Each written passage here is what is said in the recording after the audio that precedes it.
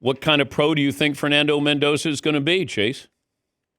So elite, you're talking like Mahomes, Lamar Jackson, Burrow, all those. I mean, look, I don't think he's going to be like that, but I really like the way he's played in college. And you even go back to his time at Cal, and he just has something about him. Like I know the OC really well at Indiana, so I know the inner workings of him. He's extremely smart.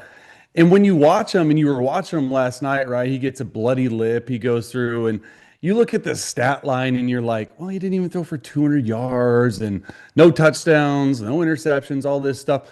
But you just really look at a couple plays in that game, the fourth down to Becker, right? A couple of these back shoulder throws, and then his Heisman moment, the national championship moment on 4th and 5 with Fernando Mendoza. You're calling a quarterback draw versus that Miami defense. And Miami, the D coordinator came out and said, we even knew it was going to happen.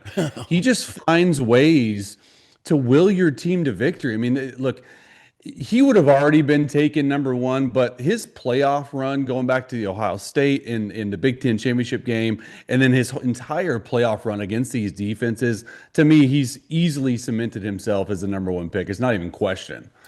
Yeah, I'm just not sure. And once again, I know we just put the national title game to rest, but moving forward, I don't know what I see there. Like I see Kirk Cousins, less athletic Andrew Luck, is Joe Flacco. Like I'm not quite sure. And look, I would take that if I'm the Raiders and I get any one of those three. Yeah. But I'm just not sure what I'm seeing with well, and I think a lot of people are you, Dan. That's why I was sort of hoping Dante Moore would come out.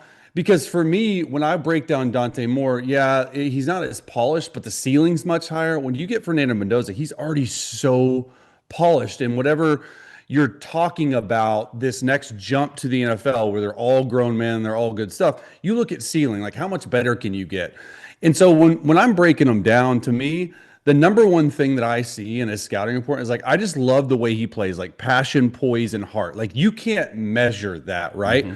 You have to have a strong enough arm to make all the throws. And I think he's shown that with these back shoulder throws. I think he's more athletic than you think. He's got a stronger arm than you think. The one thing that NFL coaches are going to love, and especially Tom Brady when they take him at number one, is his eyes are never in the wrong spot. So he never gets confused. He's extremely smart. And I'm talking to some of these Indiana coaches, and they're like, you're exactly right on that. He just knows exactly where to look versus pressure. He's a real cerebral type quarterback. I think he progresses really well. He sees it really well. And mechanically, he's really solid. The one thing I think that a lot of people are going to see is like, hey, his pocket mechanics, meaning how does he feel in the pocket versus a muddy pocket? Because you're going to get a lot of muddy pockets in the NFL. I think that's something that really needs to be improved on. I think there was a stat in the game to start the second half: 3 pass attempts, 3 sacks, right? And he ended up getting going in the fourth quarter. But that's sort of the early scouting report. And it's just almost by default because the Raiders need a quarterback.